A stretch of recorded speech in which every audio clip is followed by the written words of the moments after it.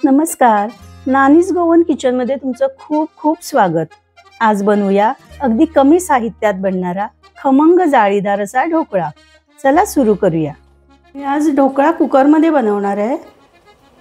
कुकरच्या भांड्याला तेल लावून ठेवते। अशी थोडी पूर्वतयारी केली की मग आपली घाई होत नाही। चला ढोकळा बनवायला सुरू करूया।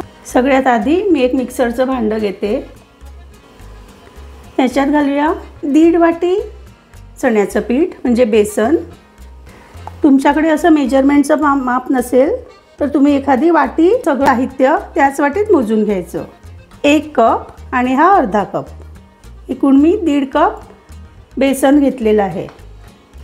याच्यात घालते एक छोटा चमचा मीठ, 2 मोठे चमचे साखर। याच्यात घालते फक्त 2 चिमूटभर हळद। इथे हळद घालताना थोडीशी काळजी घ्या।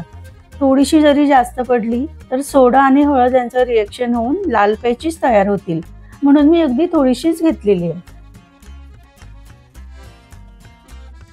एक मोठ्या लिंबाचा रस, 1 मिरची घेतलेली आहे मी इथे, एकदम बारीक आल्याचा तुकडा आणि एकदम चिमूटभर हिंग। आता याच्यात घालूया बरोबर 1 कप पाणी। हे पाण्याचं प्रमाण एकदम बरोबर असलं पाहिजे। आपण ज्या कपने पीठ मोजून घेतलेलं त्याच कपने 1 कप पाणी घालते आणि हे सगळं 1 मिनिटभर मिक्सरला फिरवून घेऊया।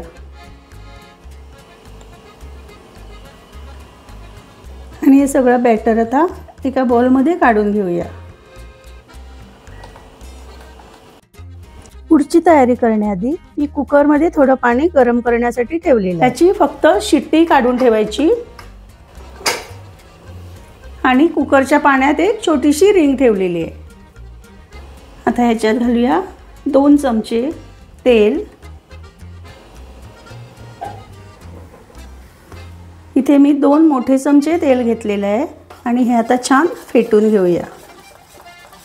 इथे आपल्याला जास्त फेटायची गरज लागणार नाही आहे, कारण आपण हे छान मिक्सरला लावून घेतलेलं आहे, त्यामुळे थोडंसं फेटलं तरी पुरेसं आहे।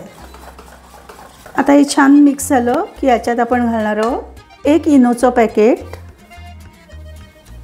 इथे मी लेमन फ्लेवर घेतलेला आहे आणि आता हे छान परत एकदा फेटून घ्यायचं।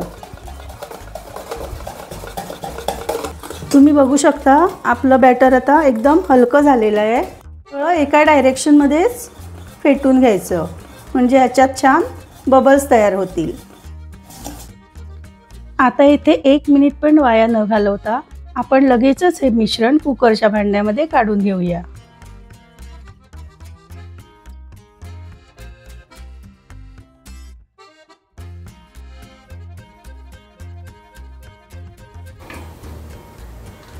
याच्यावर एक झाकण ठेवते। आता हे कुकरमध्ये सुरुवातीला 5 मिनिटं मोठ्या गॅसवर आणि मग 15 मिनिटं मीडियम गॅसवर वाफवून घेऊया। आता तुम्ही इथे बघू शकता, इथे डब्यातलं मिश्रण अजिबात काटायला चिकटलेलं नाहीये, म्हणजे आपला ढोकळा तयार आहे। आता हा कुकरचा डबा थंड होईपर्यंत आपण ढोकळ्यावर घालण्यासाठी फोडणी तयार करूया। सगळ्यात आधी इथे घेते 1 मोठा चमचा तेल। तेल गरम झालं की ह्याच्यात घालूया 1 चमचा मोहरी, 3 हिरव्या मिरच्या उभ्या कापून घेतल्या आहेत त्या घालूया, 7-8 कढीपत्त्याची पानं आणि 2 चमचे साखर। 1 मोठा चमचा मी इथे पांढरे तीळ घेतलेले आहेत। हे सगळं छान मिनिटभर परतून घेऊया। आता याच्यात घालते 1 कप भरून पाणी।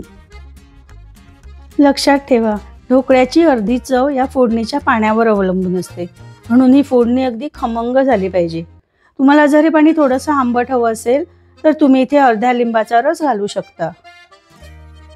आता पाण्याला एक छान उकळी आली की आपण गॅस बंद करूया आणि हे पाणी छान थंड होऊ द्यायचं।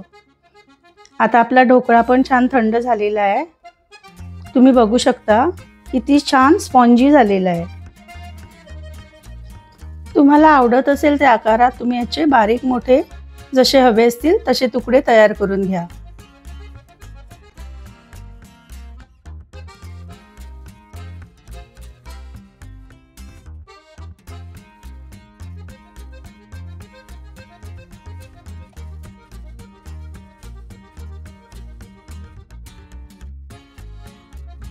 डाळ तांदूळ न भिजवता, फर्मेंट न करता, सायट्रिक ॲसिड किंवा दही न वापरता आपण इतका छान ढोकळा बनवला आहे.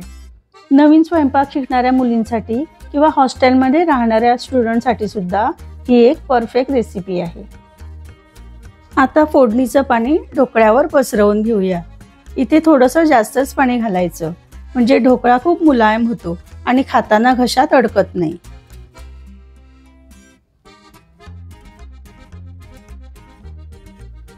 चला आता ढोकळ्याचं छान प्लेटिंग तयार करून घेऊया.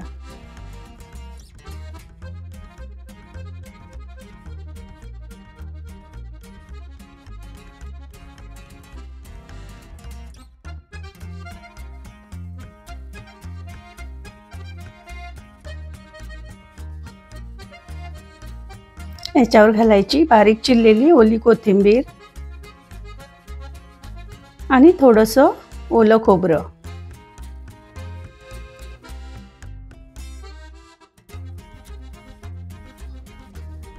अशी ही ढोकळ्याची इन्स्टंट रेसिपी नक्की करून बघा. अगदी सोपी पद्धत आहे. आमच्या पुढच्या रेसिपी पाहण्यासाठी आमच्या चॅनलला लाईक आणि सबस्क्राईब करा आणि तुमच्या फ्रेंड्सना ही रेसिपी नक्की शेअर करा. परत भेटू अशीच एक रेसिपी घेऊन. तोपर्यंत स्वस्त रहा, मस्त रहा.